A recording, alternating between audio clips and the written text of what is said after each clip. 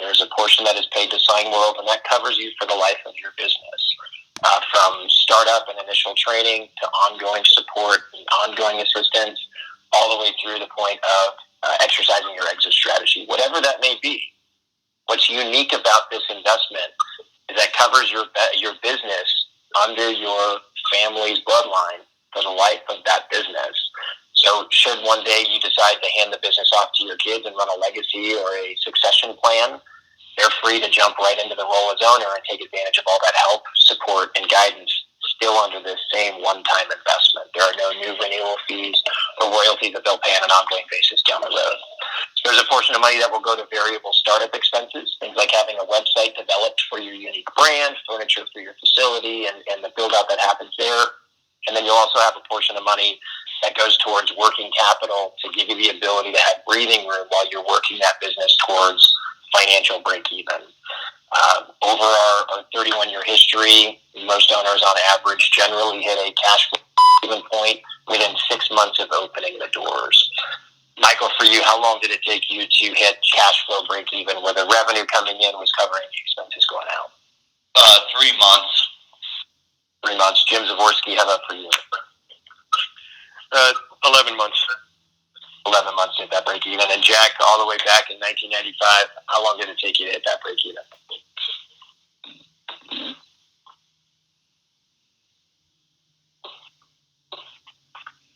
Jack, did we lose you? Are you on mute? I'm sorry, Dan, I was on mute. I was honestly for cash positive my first month in business. You also have Steve Cap that has now joined you. Very good. And Steve, how about for you? How long did it take you to hit that cash flow break-even? Steve, do we have you on mute? Yes, you do. Sorry about that. It was about 3 months for us to get to cash positive. Very good. Yeah, Signworld's been in business since 1988 with no legal action. We have never once been sued. We've never sued anybody. We've never been to mediation or arbitration. I hope that tells you something about our organization.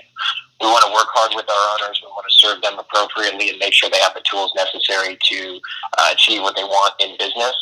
And when problems do come up, to ensure that we support to overcome those issues that do arise.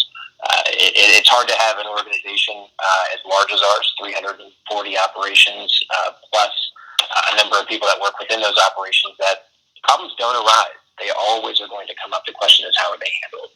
In our case, we want to work directly with our owners to ensure that they have the help support that's necessary. And you're going to get outstanding support from the corporate staff and our 340 operations that are in the system today. For those of you that were on early on in the call, you heard Michael mention the support that he gets, the family environment that we have with this group of owners, with together. And I'm sure the owners will share a little bit more of their experience as we continue on. Now, what sets us apart? Again, there are no royalties. There is weekly sales training webinars that you have the ability to participate in and continue to grow your skill sets. And if you do what we teach you, there's a high internet-driven marketing approach that brings a lot of opportunity to you. And each owner will share their experience as we work through that. Now, in our system, owners do not make signs. We're going to teach you how to make signs. We're going to ensure that you have the ability to do that when you leave training. But your job is not to make signs. Your job is to generate business, build relationships, and create opportunities. You're going to hire a team of employees who make those signs for you. Occasionally, you will have to step in and get your hands dirty and make a sign, but generally that is not your role or your task in the business. And we are commercial sign companies. These are not the retail stores you see in shopping centers as you drive down the street. They handle the smaller projects, the retail customers, the onesie-twosie things. We are looking to work with big businesses who have large-scale corporate opportunities. Companies like this, and these are customers of Signworld Owners and have been over the years. We want to take on bigger opportunity, bigger potential projects. And this is a fun business. Every project is different. Every day is different. If you have a slight touch of ADD, this is a model that can help engage you quite a bit because every day is different. Every project is different. Every location, every spec, every customer is very, very different. as you continue on through the process, one of the things that you should take into consideration is joining us for a Discovery Day. We have a few dates upcoming here for that Discovery Day, Friday, November 15th and Friday, December 13th. What we do on that Discovery Day is we go visit a few operations, give you an opportunity to experience what they have put together, interview the owners, meet their teams, see the production that they're working on. We spend time at our corporate headquarters and go through a Q&A panel, much like we're going to do today on a webinar. And then you'll also have the ability to dive into our marketing plans and the technical aspects of the business, as well as meet our entire team and validate with anywhere between 8 to 10 owners. So there's a lot you can learn on those Discovery Days. And if you'd like more information on those after the call, touch base with Jack, with Ken, or with myself based on who you're working with, and we can discuss that a little bit more. So with that, we're going to jump back to our screen here, and we'll get right into our Q&A period. So Jim, thanks for joining us now, and Steve is here. You're on the call as well. Jim, a couple questions for you just to introduce you to the group. You're based in Alpharetta, Georgia. You started in early 2018. Now getting into your second year in business. What size of facility are you in, and how many employees are you at today? So the facility that I'm in is 3,200 square feet, and it's a little bit more than I need, but it's nice to have the extra space, and I got a really good deal on it, so I'm happy with it. And let's see, number of employees, I have 3 employees, including myself right now. Okay, very good. And what's your projected revenue here to close out 2019? 2019 is going to be about $550.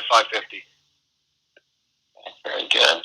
And Steve Kapp, who Jack is working to get on camera here. Steve is out of the Denver, Colorado area. Steve is a little bit younger than Jim in business. Just finished his first year in business. Steve, how big is your facility and how many employees do you have? So our facility is about 4,000 square feet, and I just hired my 4th employee today.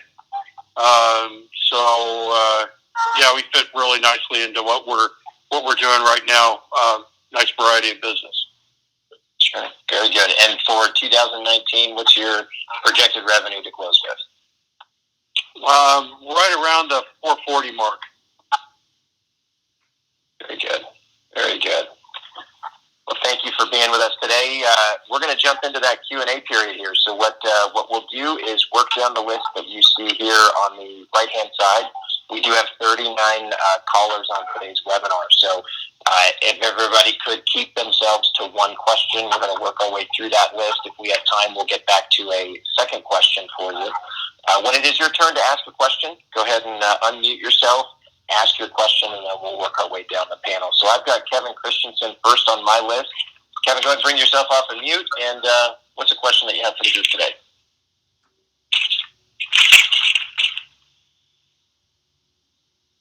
Kevin, are you there?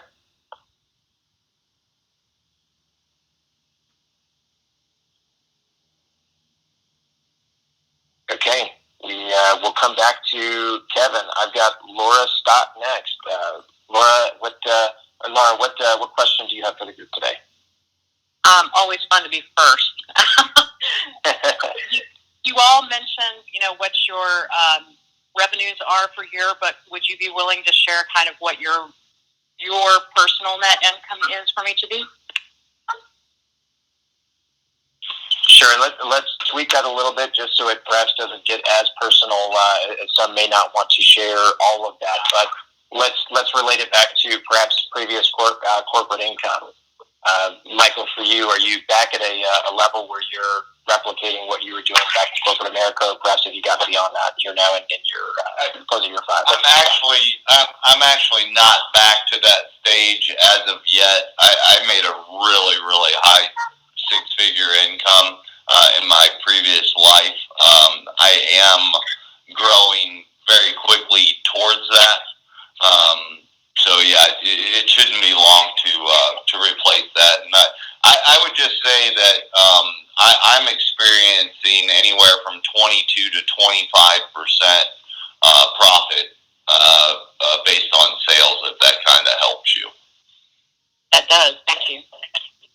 And Jim, for you, are you back to covering your previous corporate income? I'm kind of like Michael.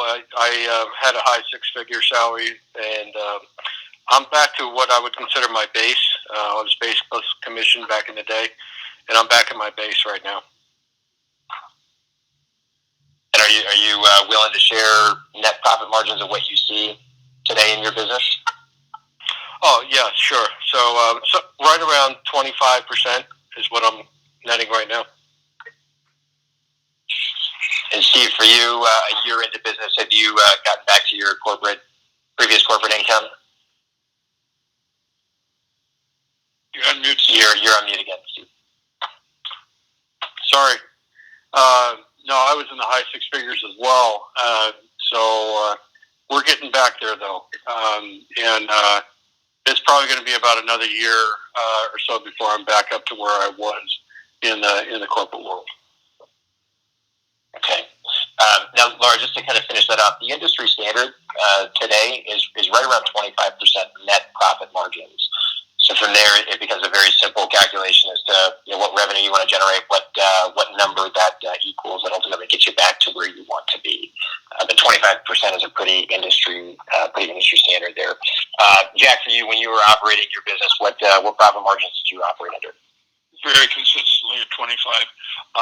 For my panel today, we've got a lot of people on the call, so anything we can do to keep the answers reasonably short and not into long answers so we can get through this whole group of people.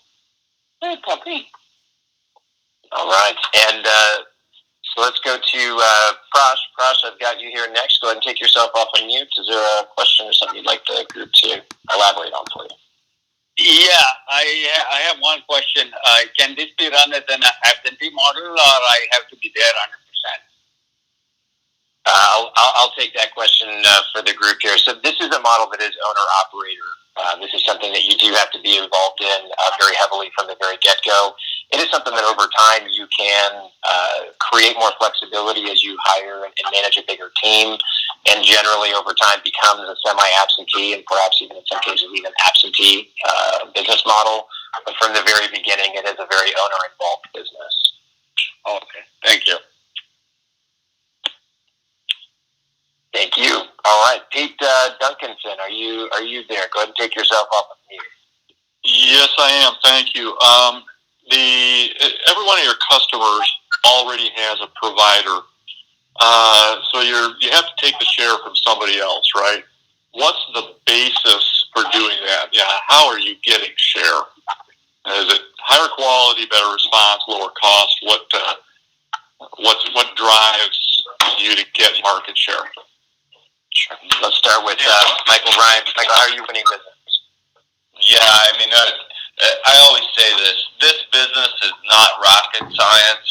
If you are professional, if you're responsive, and you manage projects well, this is a no-brainer.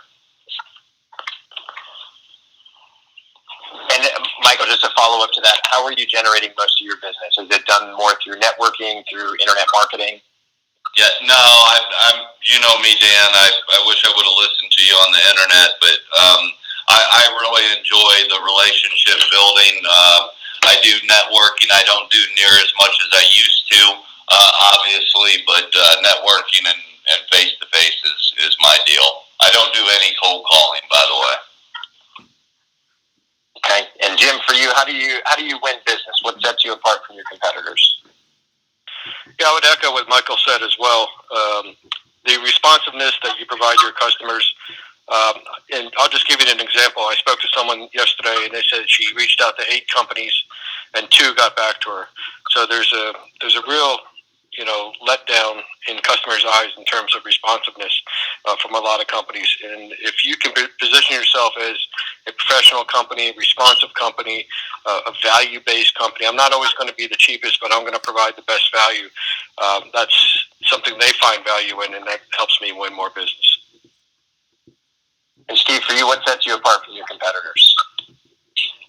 Well, in addition to what my other 2 panelists have said, the additional thing is to be a little bit consultative with your customers, and don't just be an order taker. Order takers are a dime a dozen out there. Somebody who helps you, to be a value add to their business those are the guys that discriminate themselves in the marketplace. Jack, anything you'd like to add? Not everybody is ordering a sign every day, and so many times we're finding that it's a customer that is going to the internet, trying to find a resource, and finding that the Signworld owner is dominant on the internet, that the Signworld owner is responsive, and we're getting customers that perhaps have not ordered that type of sign previously, and then turning them into a repeatable customer. Not always taking business away from somebody else. Terrific. Thanks, guys. Very good. And let's go to Bill Schneider. Bill, take yourself off of mute. What's a question we can answer pretty quickly? Hey, thanks very much. Hey, after you guys did all your diligence and signing the dotted line, what was your most positive surprise while starting up? And then on the flip side, what was your greatest unanticipated challenge? Okay, let's start with our newest of the batch here, Steve Cap. What was the most pleasant surprise? And then on the other side, what was the biggest challenge that you faced early on? Yeah, probably my biggest pleasure out of doing this is the intellectual engagement that I got out of it, and I enjoy that. And I enjoy the people element of it, meeting new people, and helping them to figure out what their needs are for signs and their advertising. Biggest challenge I found was probably the personnel element of it, and just hiring the right kind of people and making sure that they're the guys that are going to stick with me for the long term. And I think I found that nuance. It didn't take me long to do it, but that was probably the biggest challenge. Jim, for you, what's the biggest surprise and the biggest challenge of this? Getting started. I guess the biggest surprise was really in the first couple months there were no surprises. You guys, Dan and Jack and Ken and Terry, did a really good job of preparing us, and just about everything that you could think of that occurred was projected or told about before you executed your business plan. So really no big surprises. And the biggest challenge is labor. It's always labor. In any business, it's going to be labor. But if you do a good job up front, you'll reap the benefits later on. And Michael, for you, biggest surprise getting started and biggest hurdle early on? I would echo what Jim said. Not a whole lot of big surprises starting out. You guys do a phenomenal job in training. And then again, the Signworld owners are always there to help you, so I didn't have any big surprises. The thing that I wish I would have done, and I say this on every call, is I wish I would have listened to you and Jack and had my website up and going before I opened up the door and had an SEO program in place prior to doing so. And Jack, for you, if you can remember back 25 years ago, what was the biggest surprise and biggest hurdle for you early on? My biggest surprise is how many different people needed a sign, and my biggest hurdle was learning all the different varieties and what it is, but that's the fun of the business long term. For those that have already asked a question, please go back on mute so we try and keep as few people live as we can and keep the sound quality as best we can. All right, Bill, thanks for that question. Let's go to Larry Visnick. Come off of mute and ask a question.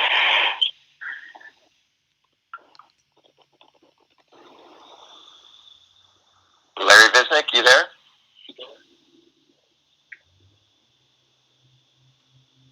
Okay, we'll come back to Larry. Let's go to Bobby Lawton. Bobby, go ahead and take yourself off of mute and ask a question to the group here. Yeah, hey guys. So after you guys started up, how quickly did you start getting customers after opening up your doors? And also, did you guys, after opening up your doors, did you run into a lull as far as getting customers at any point? Sure. So, Bobby, I'll start that off, and then we'll go back to the owner's experience. Our push for each owner is as they become an owner, after they sign that contract, is to begin the process of pre-marketing the company, telling everybody what you're going to be doing and the name of your business, and expressing some passion around that. And ultimately, that starts the process of creating opportunity. In addition to that, what we also do today is we launch the web presence for your unique business very early on, typically 6 to 8 weeks prior to opening the doors. So that way, the online presence is also generating some opportunity. But it's not an untypical thing that an owner comes to new owner training and they already have projects that they're working on. So it's a very quick process to generating some of that opportunity. Michael, for you, how did you get some of those first how quickly did some of those first few projects come in? I had several projects before I opened up the door. One was my chiropractor, just letting them know what I was doing. To kind of not have a lull starting out, I just immediately got involved in the local chamber, and everything just kind of rolled from there. Jim, for you? So customers started rolling in the first week. I have one now that's an annual repeat customer. We do the Chick-fil-A Peach Bowl in Atlanta every year, and I wrap a couple of their buses, and we're doing it again for the third year in a row now. So that's nice. And Steve, for you, how quickly did some of those first customers come in? We started our internet presence a month before we actually opened the doors, and we started getting customers in, I would say, like 2 weeks before we opened the doors, and then from then on it was a flood. And it hasn't stopped. It's been really quite good. Okay, thank you. Let's go to Marcel Winter. Marcel, share a question with the group. Sorry, I was on mute. Yeah, thank you. Just to follow up to our last question. So you guys said that that's smart to start looking for customers even before you open the doors. But how long does it really take to once you pay the $155,000 to when you actually open the doors? I mean, get the location, the shop set up, and all that stuff. Mm-hmm. So the typical process is going to take roughly 90 days. In that 90-day period, we're going to go through pre-marketing, website development, initial training, site selection, employee recruitment, and then overall facility build-out. But typically 90 days. Michael, for you and your build-out, did it take more or less time than that 90 days? No, I was 60 days, but I had stuff in place prior to even signing on the dotted line. Jim, for you, did you take more or less than the 90-day period? As I recall, it's about 90 days. And Steve Cat? Okay, For us, had a question, but I asked that question because of the previous question. But the other question I had was, I have a detached garage that's about 1,500 square foot, 6-car garage on my property. Can I operate out of that initially just to save myself rent space and stuff? Yeah, you can, but it wouldn't be advised. You're having employees and customers then come on your personal property, so it is a better representation for your company to have a commercial facility. But again, there are no rules, so you can operate however you'd like. It just wouldn't be advised to do that. Okay, so on that note, for those, Marcel, I apologize. We do have a lot of callers coming in, so I do want to make sure we give everybody an opportunity to ask a question. We can work through this a little bit more independently there, but bear with us. If we've got time, I'll come back for additional questions here. Okay. All right. Let's go to Andy Gray. Andy, go ahead and bring yourself off of mute. Share a question for the group. Okay, thanks. So I'm kind of in a similar situation, I guess, as Michael and Jim, and been in corporate America for a while, and I'm trying to make the decision, the leap of faith into this type of business. What was the sort of biggest deciding factor for you guys to go into this business? Sure. So let's start with Michael there. Michael, share what was the biggest deciding factor for you to get into this business? The overall opportunity.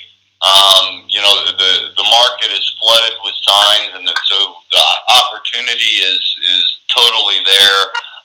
And then just the support, and then I love the no rules, no royalties. Jim, for you? The biggest factor was deciding what I was going to do. I've kind of retired. I still had a few more years left in me, so I wanted to do something that would had a lasting effect, and corporate America wasn't going to provide that security or stable environment. So I actually thought it would be less risky to launch my own business. And Steve, for you? Well, for me, it was the return on revenues that was impressive. And, you know, out of all the other opportunities that I looked at, Signworld was the best in terms of that marker. And that was a convincing factor for me. And Jack, going back 25 years ago when you were looking at opening your Signworld location, what were some of the deciding factors for you? Before I answer that, I just want to introduce 3 slideshows that we're going to show in the background. We just have no audio. We're going to continue with questions during it. The first one just shows some of the operations inside now, so you can see the diversity of are helping you build your world. The second one is showing you what is a sign, from both what you're able to make in-house to what you're going to need to outsource to some things that you wouldn't even think of as a sign. Third one, showing you a wall of fame, showing you how you start off with simpler projects. It really does morph into some big, pretty elaborate, pretty unique projects. So it's part of our wall of fame. You know, when I did this, I made a list of 35 things that are important for me. Of what was my day going to be like? What do I want out of the business? What are the economics of it? What do I want my personal lifestyle to look like? I went back to every single thing my coach showed me, and Signworld got bumped out for one reason or another. Well, or everything else got bumped out. Well, Signworld hit all 35 of those things. So, just the right fit. Hey, Dan, this is Bob Collins. I didn't put my last name on there, but I had a quick question. Could you? Oh, sure, Bob. Go ahead. I saw your name there, and I thought you might be Bobby Lawton as well. Re-logging in. Got you. Bob, go ahead. Question. So it talks about 4 weeks of training plus, I guess, 2 years of coaching. But how does this training relate to helping one start a new business as it relates to securing new business for the business? Mm-hmm. Sure. The training that's provided by Signworld really covers every aspect of business ownership, from daily operations to marketing to internet marketing to human resources to the technical aspects, and helping you understand how to operate and maintain the equipment and manufacture the product. So the training really covers a vast majority of everything you need from a business startup phase. Now, what's different is each owner is going to take advantage of that training differently based on their needs. So, Michael, for you, coming in with no experience in the sign space, was the training enough to get you launched and to get you where you're at today? Oh yeah, absolutely. And Jim, for you, any areas of the training that perhaps didn't cover what you needed to get launched? It was a lot of information. You guys covered a lot of ground. No, I don't think anything else was left. Steve, for you, coming out of a different industry, not having any experience in signs, did you feel like the training was enough to get you to where you're at today and now far beyond that? Yeah, and the materials that we left with too, the reference materials, were extremely valuable to go back through, you know, as things came up. So it doesn't end at just the training courses that you guys do, but also the materials you all provide really fill the gaps quite a bit. And Bob, just to finish that up there, what's also nice about how we've set up this organization is that the owners, you know, these 3 owners plus the other 337 that make up our group of 340 operations, also support each other, because every project you're going to run into is different. Every problem you're going to face in business is different, and having those different data points gives you the ability to really take advantage of a lot of help, a lot of support, and a lot of training. So thank you for that. Let's go to Susan Vance. Susan, share a question for the group that we can help you understand a little better. Hey, good afternoon, good morning. My question would be to get feedback on the competition. I'm in Southern California, so I know my competition here is going to, I think per conversation with Jack, I think there's 300 some sign companies in the area. But just out of curiosity, I'd like to hear feedback from, was there an abundance of competition? Was there 1 or 2 key competitors that each owner went up against? So I'd be interested to hear their response. Thank you. Sure. Let's start with Steve. Steve, talk a little bit about the competition in your area. Do you run into them often, and how well do they perform? So there is quite a bit of competition in the area from Fort Collins, Colorado, all the way down to the border, and I'm kind of right there in the middle. And you know what I found is that we can not only compete, but again, like we talked about earlier in this conversation, the guys that are responsive and that take an interest in the customer, those are the guys that win the business when the call comes in, versus guys that are just order takers. And Jim, for you, what's been your experience with the competition? So there is competition. That's a fact.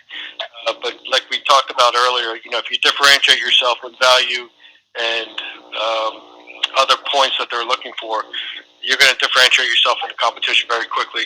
And it's not insurmountable. The market is there. There's enough for you to get in the beginning and to keep you rolling. And Michael, for you, what's been your experience with the competition? Yeah, I've got 15 sign companies within about a 1.5 mile radius of me, not to mention the several hundred around the market. I very rarely run into them or get into bid wars. Again, my stuff is relationship built. And mind you, I knew 3 people in this city when I opened up this company, and I've had no issues. Very good. Jack, for you, getting back to the early days, what was your experience with competition? I look at the number of competition as opportunity. I don't have to be better than all of them. I just got to be better than some of them. I'm going to get my share. Most sign companies are owned by but not by project managers, but by former sign makers who are more single task, not multitask. And we're not really going after the customer out trying to get multiple quotes. We're going after that customer who says, I got a project, I need to get it taken care of. Take care of it. So we're really kind of ignoring the competition. It may sound arrogant, but it works. Well, can I add just real quick? I mean, in my local area, I have good relationships with some of the other sign company owners.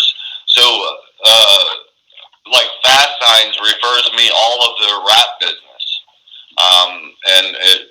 We have several different situations like that. Sure. Very good. Yeah, so just like Michael alluded there, sometimes your local competitors actually become collaborators. They outsource work to you, and in some cases you might outsource work to them. So in some cases you end up working together.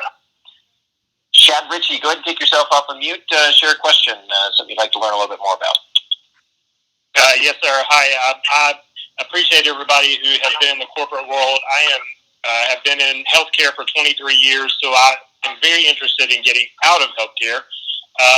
But I guess the question that I would have, because I have no idea about graphic art, the artist part of this, how does that work with the graphic art and that component?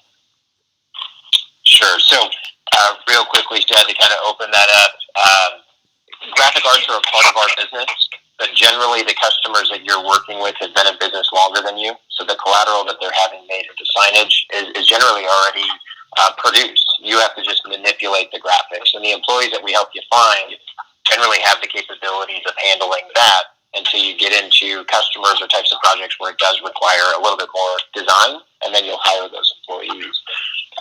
Michael, for you, what's been your experience on the design? How much design do you do, and how many times do the projects come in with the design already done, and you're just there? Yeah, that was a major concern for me coming in, because I'm not creative. I'm not that guy.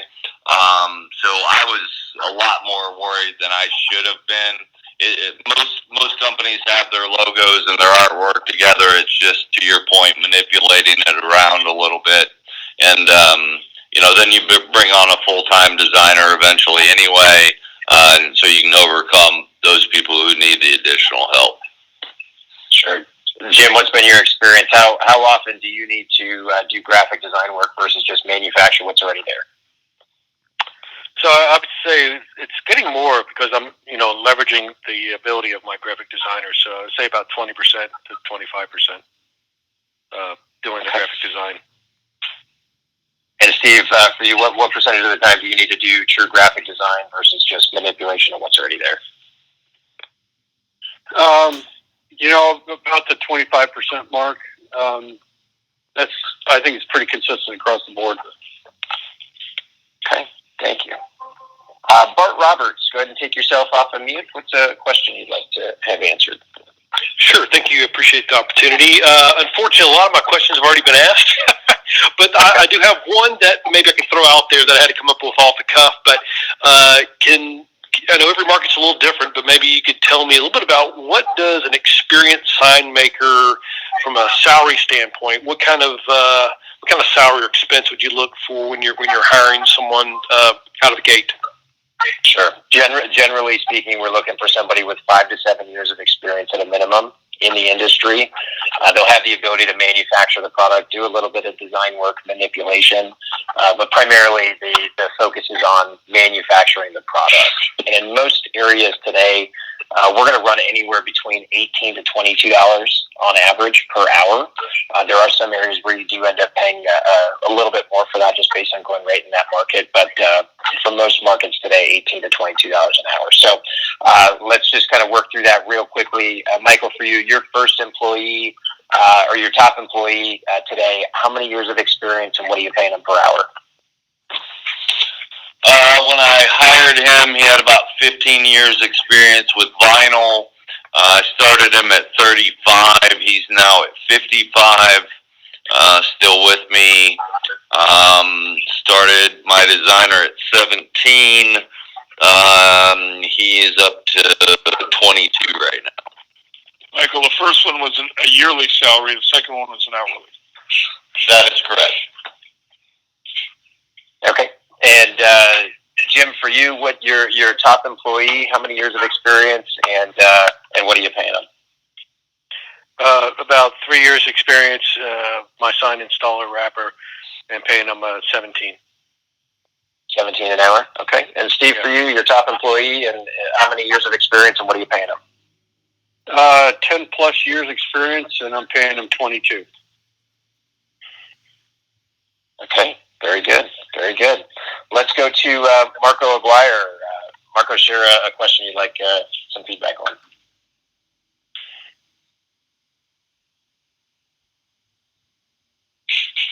Steve, Marco, if you're there, go ahead and take yourself off of mute.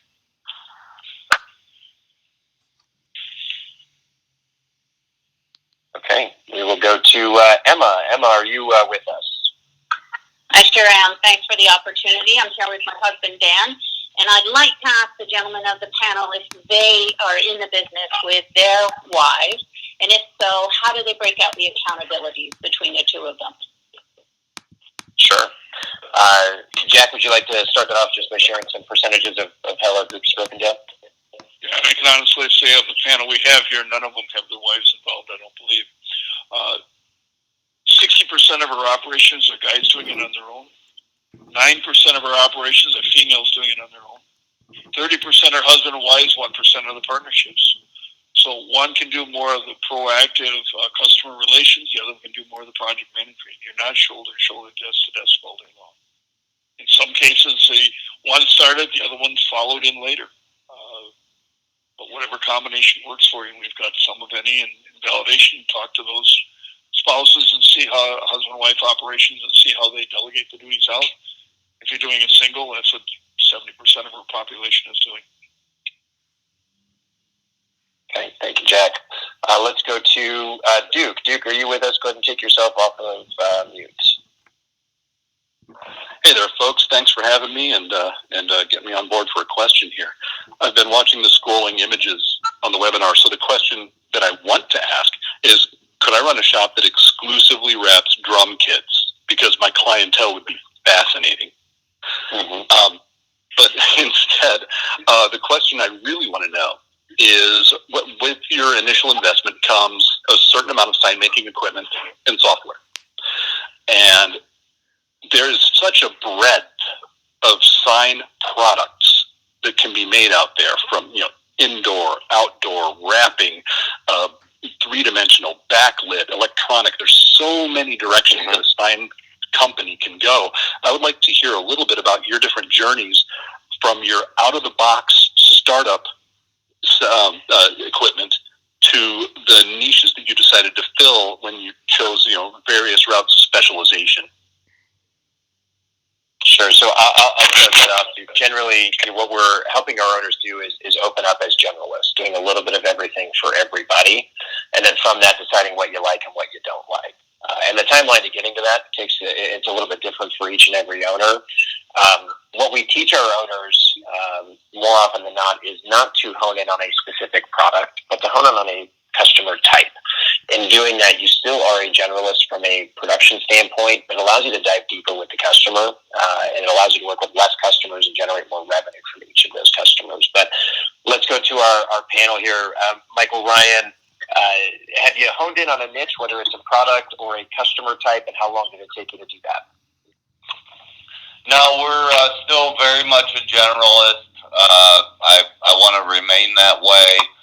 We really target commercial property management companies, as well as any new business or rebranded businesses. And Jim Zavorsky, have you landed on a niche product or a niche customer, and how long did it take you to realize that that's the direction you wanted to go? I do quite a few vehicle wraps and channel letter signs, but that's not primarily what I do. I do monument signs, indoor signs, all kinds of graphics and signage. But if I were to pick one, it'd be vehicle wraps and channel letter signs. And Steve Kapp, have you settled on a niche here 1 year into business, or are you still trying to identify that? No, I'd say we're kind of more of a generalist. I would say there are a couple of things that we have decided that we don't like to do, which is the car color wraps. We just kind of find that there's a lot of price shopping on that kind of element. But I'd say we're pretty much a full service kind of shop. Okay, very good. Yeah, and Dan, just real quick, I know we're running short on time, but I'd just like to add, I think this was kind of part of the question.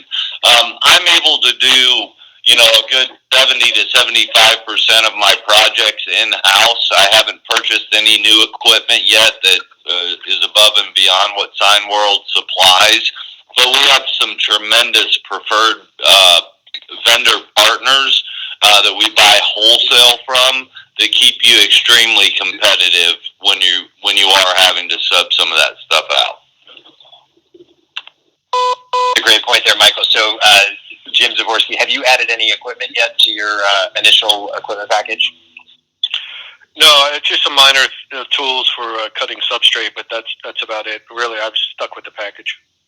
Okay. And Steve Kapp, have you added any equipment here in this early stage? Yeah, I've added a lot of equipment. And I don't want to spend a lot of time to go through the myriad of stuff, but I have added a lot of equipment. We do a lot more of our own manufacturing in-house than subcontracting than we used to. Okay, very good. Patrick Brooks, go ahead and unmute yourself and bring a question to the table. But thanks for the opportunity, but in effort to keep this kind of short, and actually all of my questions have already been asked, so thank you to the panel. Okay, very good, thank you.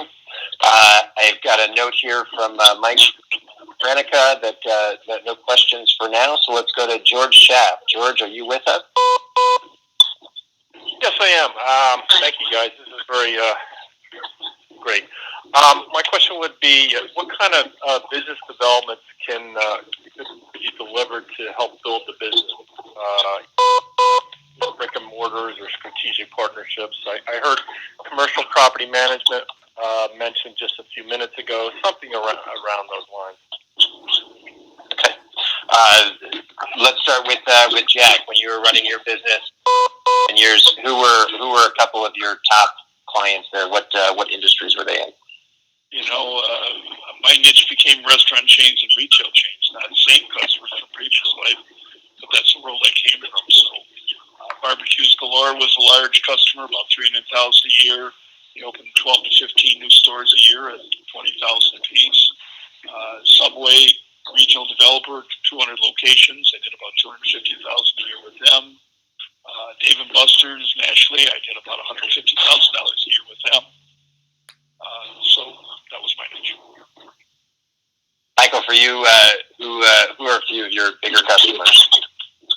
As mentioned, commercial property managers, we do a ton of work with churches. They're always changing signage and adding stuff, and we really enjoy working with them. Those are probably my biggest two. I've got a couple of work as well. Okay. Jim Zaborski, who are a couple of your biggest customers today? That would be property managers, small businesses with fleets of vehicles. Okay. And Steve Capp? Believe it or not, we've really gotten into the hotels quite heavily. Omni Hotels, Hilton, Doubletree, and the Kimpton Hotels. Okay, so property managers, hotels, and those with fleets of vehicles tend to make some of the bigger clients to acquire the list. So hopefully that answers your question there, George. Let's go to Vishal Shah. Vishal, do you have a question for us? Yeah, thank you. Appreciate the opportunity as well. It seems like several of you have transitioned from corporate America to being business owners. You've already touched upon income. So other than income, what's been one of the biggest challenges in your transition as you became business owners? Michael, what was one of the biggest challenges in transitioning out of the corporate life into business ownership? Learning how to enjoy life a little bit more and slowing down. Really, I've been able to kind of readjust my life and put priorities in line that I was never able to do in corporate America. And while it's a challenge, it sure is a blessing. Jim, for you, what was the biggest challenge in that adjustment from corporate life to business ownership? The challenge is it was a nice transition from doing something I've always wanted to do to doing something I had to do. So, if there were any challenges, it's how to use my time now. And Steve Capp, any challenges there in that transition? I used to be a workaholic in the corporate world, and found that was not very beneficial in life, and found that I could find a better work-life balance running my own business.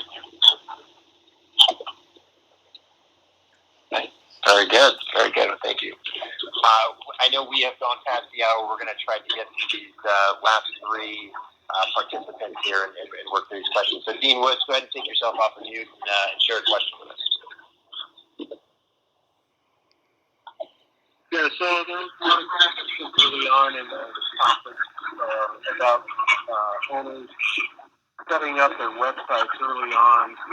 One of the questions I had was, how does the SEO work relative to all of the licensees, I guess? And Dean, it sounds like there's some background noise, and you were coming through a little muffled there. Can you repeat that real quickly? Yeah, so with each business's website, how does Signworld help with the SEO? Sure. Yeah, and I'll go ahead and address that there. I had the training department for that. So we do have 3 partners in place that are there to fully develop your website and your web presence and also handle your ongoing marketing efforts.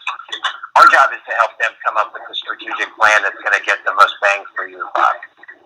In their case, what they're handling is that full-fledged development of the website, making it look like you've been in business for 10 years, even though you've barely been in business for 10 minutes. On an ongoing basis, doing that work on a daily, weekly, monthly basis to ensure that your web credibility is increasing and you have the ability to generate more opportunity online. But They'll do everything from search engine optimization to pay-per-click advertising, social media advertising, pictures, video creation, ongoing written content creation, and everything else that goes into increasing that online authority. There's a lot more that we could go into there, but we could very easily spend an hour and a half just talking about that. So if you'd like, we can set up some time offline to discuss that a little bit further. We do have a little bit of background noise, so if anybody who is not going to be asking a question could go ahead and mute themselves, that would be appreciated. Let's go to Rob B. Rob, bring us a question here for the group. Yeah, hi guys. Thanks. I think you got most of my questions answered. I'm just wondering, I'm looking at these all kinds of installations, you know, masonry, cranes, electricity. Who's installing all this stuff? Hopefully that's not a silly question. Sure. Yeah. Steve Cap, oh, go ahead, Jack. You know, while you're looking at a lot of these big projects, realize you're going to develop into that. 98% of Signworld are indoors, which means they're smaller, they're ground level or step ladder level. They're stuck in a frame, they're glued to the wall, they're screwed to the post. So while we look at these complicated things, most of these are outsourced to begin with. There are suppliers in every market that have the bucket truck and can do those things for you. You'll do that until you get deeper in the business and have a staff for it. Michael Ryan, for you, how much of your work today do you, or how much of your installation do you handle with your team, and how much of it do you outsource? We handle 99% of all installations in-house. The only thing we farm out is if we need a crane. Okay. Jim, today, how much of your installation work do you do in-house, and how much do you outsource? It's about 50-50 right now between in-house and outsource. Okay, and Steve Cap? I'd say we do about 75% of it internally, and we have a network of partners we work with for outsourcing stuff that's a little bit more challenging, you know, knee cranes, you know, or you're doing a sling stage off the end of a building or something like that. Okay, very good, very good. Ron, hopefully that helps answer your question there. Let's go to Christine. Christine, bring a question to the group here. Thank you very much for the opportunity. My question is that, can you please articulate what is the risk associated with this business, and what do you like the best and the least about this business? Thank you. Yeah, I'm having a hard time hearing. I don't know. Yeah, Christine. Yeah, so sorry. There's somebody who's got a lot of background noise. If you could go to the phone. Okay, no problem. We'll have you ask that again. Yeah. What is the risk associated with this business, and what do you like the best and the least about this business? Okay. So, Steve Cap, in business for 1 year, what do you see as the biggest risk to this business? You know, I think the biggest risk to this business is actually not what you do internally, but what you know, other guys do in the industry that kind of gives us a bad reputation. You know, guys that I think are, you know, order takers and do stuff that is very you know, substandard in quality, give us all a bad reputation. And you know, whatever we can do to improve that reputation, I think is you know, very appropriate and very welcome in the industry right now. Jim, for you, what do you see as the biggest risk to the industry or to your business? To my business, I would say it's, you know, maybe taking your eye off the ball. The market is certainly there. It's there for, you know, getting. And if you take your eye off the ball, it's just something that is lost opportunity and you'll never get back. And Michael Ryan?